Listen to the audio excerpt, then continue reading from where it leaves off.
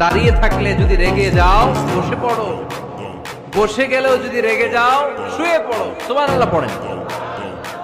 তার মানে রাগ কমানোর 1 নাম্বার ফর্মুলা আউযুবিল্লাহ পড়বেন, 2 নাম্বার ফর্মুলা চুপ থাকবেন, 3 নাম্বার ফর্মুলা অ্যাকশন কমিয়ে দিবেন, দাঁড়ালে পড়বেন, বসে থাকলে শুয়ে যাবেন।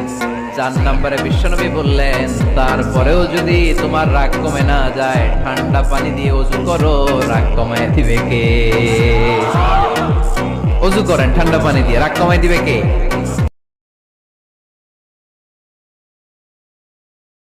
আমরা আর নতুন করে কেউ জালিম হোক এটা চাই না, নতুন করে আবার কেউ ফ্যাসিস্ট হোক আমরা চাই না, এক দল আরেক দলকে নিশ্চিহ্ন করার রাজনীতি করুক আমরা চাই না। আমরা সুশাসনের বাংলাদেশ চাই। মদ খাইলে 80 বেত এই আইন বাংলাদেশে চালু হোক আমরা চাই কি চাই না? চাই সবাই। এজন্যই তো ইসলাম ভাল লাগে না। ইসলামকে ভাল লাগে না, ইসলামকে আউট করে রাখতে পারলেই তো এরকম বড় বড় বোতল খাওয়া যায়।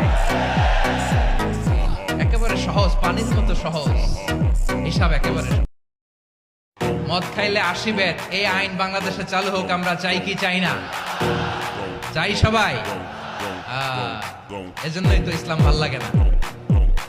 ইসলামকে ভাল লাগে না, ইসলামকে আউট করে রাখতে পারলেই তো এরকম বড় বড় বোতল খাওয়া যায়।